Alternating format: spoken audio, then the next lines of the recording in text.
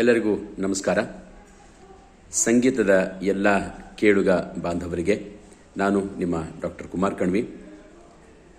ವಚನಗಳನ್ನು ಹಾಡುವುದು, ವಚನಗಳನ್ನು ಕೇಳುವಂತಹ ಆಸಕ್ತರಿಗೆ ಒಂದು ಹೊಸ ಯೋಚನೆಯೊಂದಿಗೆ ಹೊಸ ವರ್ಷದ ಈ ಹಾದಿಯಲ್ಲಿ ಒಂದು ವರ್ಷಗಳ ಕಾಲ ನಿರಂತರವಾಗಿ ವಚನಗಳನ್ನು ಹಾಡುವಂಥ ಒಂದು ಕಾರ್ಯಕ್ಕೆ ಮತ್ತೆ ಅಣಿಯಾಗ್ತಾ ಇದ್ದೀನಿ.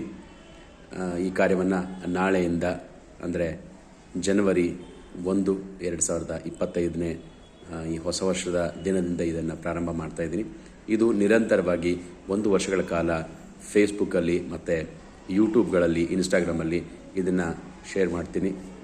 ಆಸಕ್ತರು ಇದನ್ನೆಲ್ಲ ಕೇಳಿ ನಿಮ್ಮ ಅಭಿಪ್ರಾಯಗಳನ್ನ ತಿಳಿಸಿ, ಹಾಗೆ ಇದನ್ನು ನಿಮ್ಮ ಎಲ್ಲ ಸ್ನೇಹಿತರಿಗೂ ಇದನ್ನು ಶೇರ್ ಮಾಡಿ ಅಂತ ಹೇಳ್ತಾ, ನಾಳೆಯಿಂದ ವಚನ ಬೆಳಗು ಅನ್ನುವಂಥ ವಿಶಿಷ್ಟವಾಗಿರುವಂಥ ಈ ವಚನ ಗಾಯನದೊಂದಿಗೆ ನಿಮ್ಮೆಲ್ಲರನ್ನ ಕಾಣುವಂಥ ಸುಸಂದರ್ಭ.